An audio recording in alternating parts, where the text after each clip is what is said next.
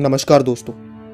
15 अगस्त 1947 को भारत को आज़ादी मिलती है, लेकिन अब बारी थी इंडिया के नेशनल एम्बलम को चूज करने की। आज़ादी के 3 साल बाद ही 26 जनवरी 1950 को इंडिया के एम्बलम को अडॉप्ट किया जाता है। लेकिन इस एम्बलम के पीछे सिर्फ इंडियंस का ही हाथ नहीं था, बल्कि एक और इंसान का हाथ था जो कि जर्मनी के थे, जिनका नाम फ्रेडरिच ऑस्कर ऑटेल था, जिनका नाम कभी सामने नहीं आया। इस वीडियो में हम इसी जर्मन के योगदानों के बारे में जानेंगे कि आखिर कैसे इंडिया के नेशनल एम्बलम को चूज करने में इनका भी एक मेजर रोल था। 11 जुलाई को देश के नए संसद भवन की छत पर भारत के राष्ट्रीय चिन्ह अशोक स्तंभ की प्रतिमा का अनावरण किया। बताया जा रहा है कि जिस अशोक स्तंभ चिन्ह का पीएम मोदी ने अनावरण किया, उसका वजन 9500 किलोग्राम है, जो कांस्य से बना हुआ है। A man well travelled. Oscar ऑटेल का जन्म 9 दिसंबर 1862 को जर्मनी के हैनोवर शहर में हुआ था, लेकिन अपनी स्टडीज़ के लिए उन्होंने इंडिया को प्रेफर किया और अपनी graduation Thomson College of Civil Engineering से पूरी करी, जो आज IIT रूरकी है। अपनी ग्रेजुएशन के बाद इन्होंने अपनी पहली नौकरी इंडियन पब्लिक बोर्ड में as a railway building construction का किया। 5 साल नौकरी करने के बाद ऑटेल यूरोप चले जाते हैं, जहां वो आर्किटेक्चर की पढ़ाई करते हैं और फिर अपनी आर्किटेक्चर की पढ़ाई पूरी करके वापस इंडिया आ जाते हैं। इंडियन आर्ट हिस्टोरियन क्लाउडिन बुचे पिक्रॉन के मुताबिक यूरोप से लौटने के बाद ऑटेल ने पब्लिक वर्क डिपार्टमेंट में काफ़ी अच्छा काम किया और एक ब्रिलियंट करियर बनाया, जिस वजह से इन्हें north west provinces and oath की सरकार ने एक साथ काफ़ी सारे मिशन पे भेजा और कई अलग अलग जगह अपॉइंट किया। करीब 1891 से लेकर 1892 तक ऑटेल ने नॉर्थ और सेंट्रल इंडिया के कई मॉन्यूमेंट्स और आर्कियोलॉजिस्ट साइट की सर्वे करी और फिर बाद में इन्हें रंगून की तरफ भेज दिया जाता है। इंडिया के कई सारे मॉन्यूमेंट्स और आर्कियोलॉजिस्ट साइट को विजिट करने के बाद इन्हें बर्मा में अपॉइंट किया जाता है, जो कि आज म्यांमार के नाम से जाना जाता है। उस समय म्यांमार भी ब्रिटिश कॉलोनी का पार्ट था।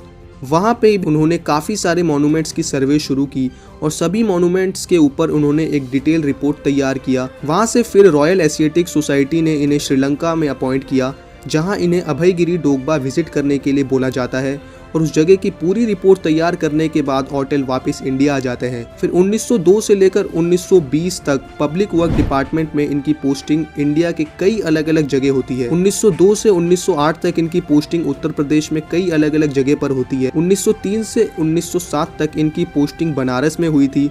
फिर उसके अगले साल ही उन्हें लखनऊ में अपॉइंट किया जाता है। वहाँ काम करने के बाद 1909 में इन्हें कानपुर भेज दिया जाता है, जहाँ वो 6 साल काम करते हैं। फिर 1915 को इन्हें शिलोंग में अपॉइंट किया जाता है, जहाँ ये 5 साल तक काम करते हैं। अपने एक्सपीरियंस और मेहनत से इन्होंने काफ़ी सारे बिल्डिंग्स और रोड्स की कंस्ट्रक्शन करवाया था, खासकर उत्तर प्रदेश में, और इनके ओपिनियन की वजह से दिल्ली को न्यू कैपिटल बनाया गया था। उससे पहले इंडिया का कैपिटल कैलकाटा हुआ करता था। अनअर्थिंग द नेशनल एम्बलम इन सारनाथ। 19वीं सदी के शुरुआत से ही सारनाथ अपने आर्कियोलॉजिकल सिग्निफिकेंस की वजह से कई बड़े बड़े स्कॉलर्स और आर्कियोलॉजिस्ट को अपनी तरफ आकर्षित कर रहा था, जिसकी वजह से 1815 को सारनाथ की पहली एक्सप्लोरेशन हुई, जिसको कॉलिन मैकेंजी ने किया था, जो कि इंडिया के फर्स्ट सर्वेयर जनरल थे। फिर 1830 में अलेक्जेंडर कनिंघम ने भी इसका एक्सप्लोरेशन किया, जो कि आगे जाके आर्कियोलॉजिकल सर्वे ऑफ इंडिया के डायरेक्टर जनरल बने। फिर उसके ठीक कुछ दिन बाद ही ऑटेल भी सारनाथ की एक्सप्लोरेशन के लिए निकल पड़ते हैं। उस समय इनकी पोस्टिंग बनारस में थी, जो कि सारनाथ से करीब 9.5 किलोमीटर दूर है, जिस वजह से परमिशन लेके ऑटेल सारनाथ की डिटेल एनालिसिस करना शुरू कर देते हैं और काफ़ी सारे न्यू डिस्कवरीज कर देते हैं, जिसमें शामिल 476 मूर्ति कलाओं के अवशेष, कई 100 साल पुराने बुद्ध और हिंदू देवी देवताओं की मूर्तियां, मौर्यन सम्राट अशोक के समय का अशोक का पिलर जिसके ऊपर हाथों से कारीगरी की गई थी। इन सभी खोज के अलावा इन्होंने एक ऐसी खोज की थी जिस वजह से भारत को उसका प्रतीक मिल पाया। ये खोज थी लायन कैपिटल ऑफ अशोका। ये मूर्ति अशोका ने तब बनवाया था जब अशोका ने बुद्धिज़्म को अपना लिया था। इसकी खोज के बाद इस मूर्ति की पूरी तरह एनालिसिस किया गया। इस मूर्ति की ऊंचाई करीब 7 फीट है, जो आगे पीछे दाएं बाएं चारों तरफ से शेरों से घिरा हुआ है। यानी इस मूर्ति में कुल 4 शेर की मूर्तियां लगी हुई है, जिसके ठीक सेंटर पे एक बड़ा सा धर्म चक्र है, जिसमें कुल 32 डंडियां हैं और बचे 4 चक्र में 24 डंडियां हैं। ये 4 शेर एक स्टोन से बने ड्रम के ऊपर खड़े हैं, जिस ड्रम के चारों तरफ एक लायन, एक एलिफेंट, एक बुल और एक हॉर्स कार्व्ड है। जो कि परफेक्टली हाथों से बने हुए हैं। इस स्कल्पचर को इंडिया के कुछ फाइनेस्ट स्कल्पचर में जगह दी गई है क्योंकि इसकी कारीगरी काफी ज्यादा यूनिक है। इस लायन कैपिटल की खोज धमेक स्तूपा के पास हुई थी, जहां ये लायन कैपिटल जमीन के अंदर दफना हुआ था, जिसको खोद कर बाहर निकाला गया। फिर इस मूर्ति को सारनाथ के म्यूजियम में रख दिया गया। ऑटेल ने सिर्फ 1 साल के अंदर ही इतनी सारी खोज कर दी थी। फिर बाद में इनका ट्रांसफर आगरा में कर दिया जाता है।